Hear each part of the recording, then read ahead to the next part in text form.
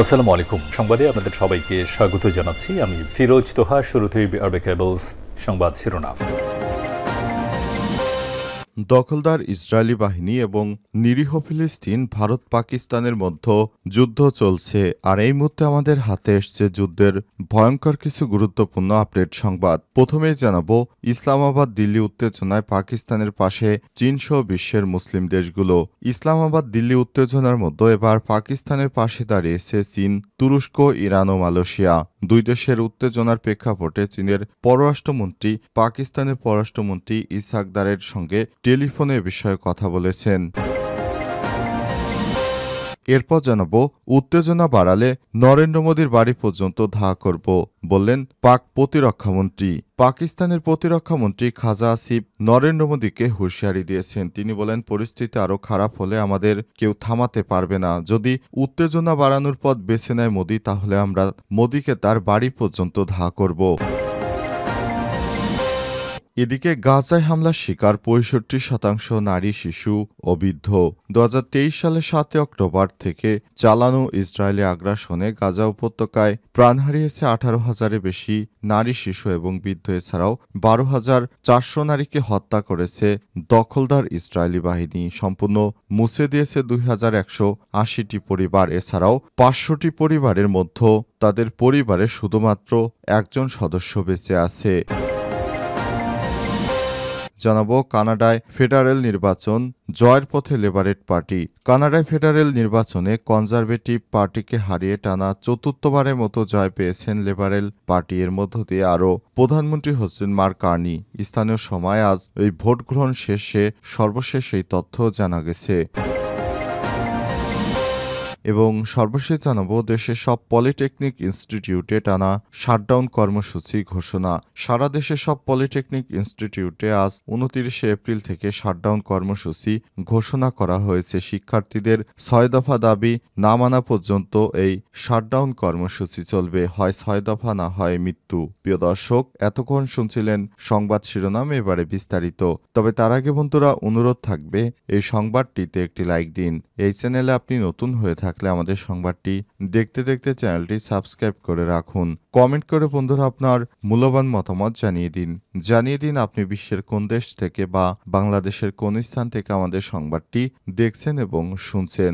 আর বন্ধুরা, গাজা যুদ্ধে আপনি যদি নিরীহ ফিলিস্তিনিদের ভালোবেসে থাকেন, কমেন্টে ইয়েস লিখে বিশ্ববাসীকে জানিয়ে দিন। এবারে বিস্তারিত। দিল্লি ইসলামাবাদ উত্তেজনায় পাকিস্তানের পাশে চীনসহ মুসলিম দেশ। ইসলামাবাদ দিল্লি উত্তেজনার মধ্যে পাকিস্তানের পাশে এসে দাঁড়িয়েছে তুরস্ক, চীনসহ ইরান, মালয়েশিয়া।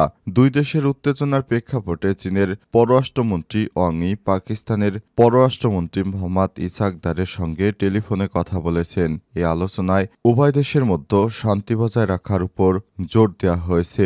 টেলিফোনে ওয়াং ই পাকিস্তানের প্রতি চীনের দৃঢ় সমর্থন পুনর্ব্যক্ত করেছেন এবং জম্মু কাশ্মীরে ২৬ জন পর্যটক নিহতের ঘটনায় নিরপেক্ষ তদন্তের আহ্বান জানিয়েছেন। তিনি বলেন, চীন আশা করে ভারত ও পাকিস্তান দুই পক্ষই সংযম প্রদর্শন করবে এবং উত্তেজনা প্রশমনে পারস্পরিক সহযোগিতা করবে। আলোচনায় দুই দেশের মধ্যে কিছু উদ্ভূত সাম্প্রতিক উত্তেজনার বিষয়ে চীনা পররাষ্ট্রমন্ত্রীকে অবহিত করা হয়। অন্যদিকে হামলার জেরে ভারত পাকিস্তানের বিরুদ্ধে একাধিক ব্যবস্থা নিয়েছে, যার ফলে রয়েছে সিন্ধু নদীর পানি চুক্তি স্থগিতকরণ, পাকিস্তানি নাগরিকদের ভিসা বন্ধ করা। গ্লোবাল টাইমসের প্রতিবেদনে ওয়াং ই উদ্ধৃত করে বলা হয়েছে, সন্ত্রাসবাদের বিরুদ্ধে লড়াই বিশ্ব সম্প্রদায়ের সম্মিলিত দায়িত্ব এবং চীন সবসময় পাকিস্তানে সন্ত্রাসবিরোধী প্রচেষ্টাকে সমর্থন করে পাকিস্তানের পাশে দাঁড়িয়েছে। তুরস্ক পাকিস্তানকে খুশি করতে সকল অন্তঃরাষ্ট্রীয় সভায় কাশ্মীর প্রসঙ্গে পাকিস্তানের হয়ে কথা বলেছে। দেশটির পক্ষ থেকে বলা হয়েছে, বিশ্বের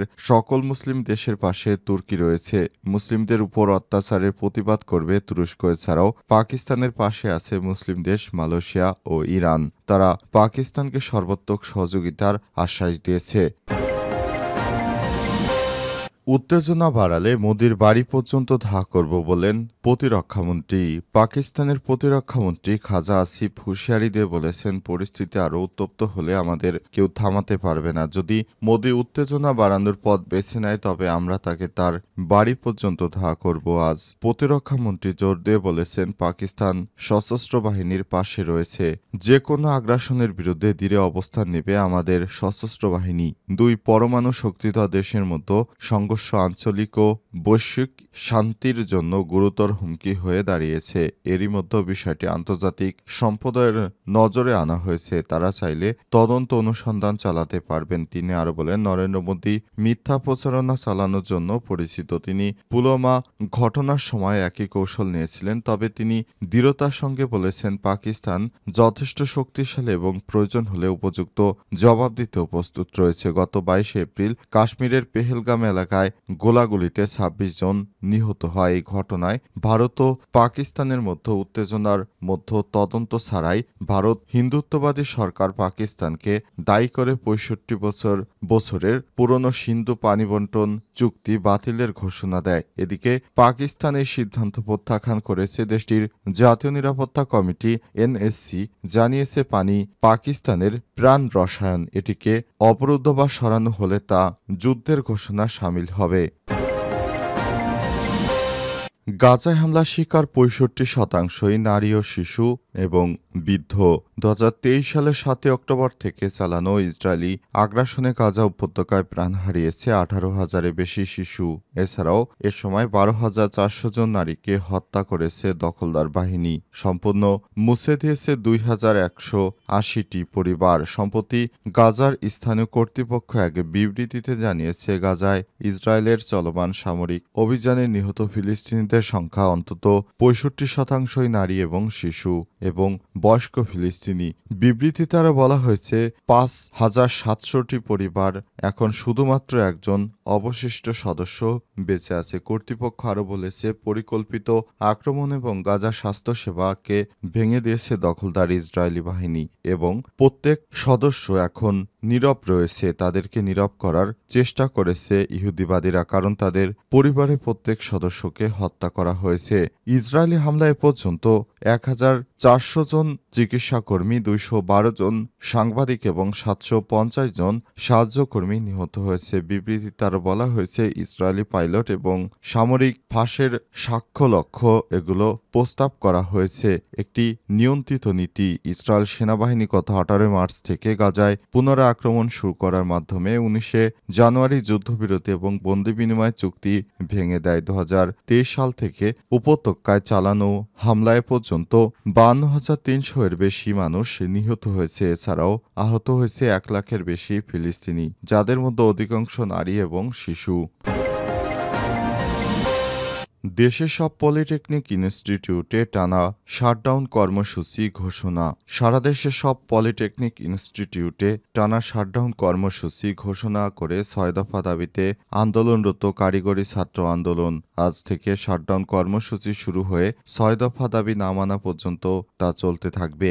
গতরাতে গণমাধ্যমে পাঠানো এক সংবাদ বিজ্ঞপ্তিতে সব তথ্য জানানো হয়েছে। কারিগরি ছাত্র আন্দোলন বাংলাদেশের দপ্তর সম্পাদক সাব্বির আহমেদের সই করা বিজ্ঞপ্তিতে এটি বলা হয়েছে। 6 দফা দাবি বাস্তবায়নের লক্ষ্যে রূপরেখা প্রণয়ন না করা পর্যন্ত আগামী 29 এপ্রিল মঙ্গলবার থেকে সারা দেশের সব পলিটেকনিক ইনস্টিটিউটে একযোগে শাটডাউন কর্মসূচি পালন করা হবে। 6 দফা না হয় মৃত্যু। উল্লেখ্য, 6 দফা দাবিতে কারিগরি শিক্ষা আন্দোলনের ব্যানারে এই কর্মসূচি পালন করা হচ্ছে। তাদের মধ্যে 1 জুনিয়র ইন্সট্রাক্টর পদে ক্রাফট ইন্সট্রাক্টরদের পদোন্নতি, হাইকোর্টের রায় বাতিল সহ ক্রাফট ইন্সট্রাক্টর পদবি পরিবর্তন, মামলা বা রিট দায়ের করার সঙ্গে সম্পৃক্ত সবাইকে স্থায়ীভাবে চাকরিচ্যুত করা এবং 2021 সালে বিতর্কিত ক্রাফট ইন্সট্রাক্টরের নিয়োগ বিধি অবিলম্বে বাতিল করা। 2 ডিপ্লোমা ইঞ্জিনিয়ারিং কোর্স 4 বছর মেয়াদি অব্যাহত রাখা এবং মানসম্মত সিলেবাস ও কারিকুলাম আধুনিকায়ন বিশ্বের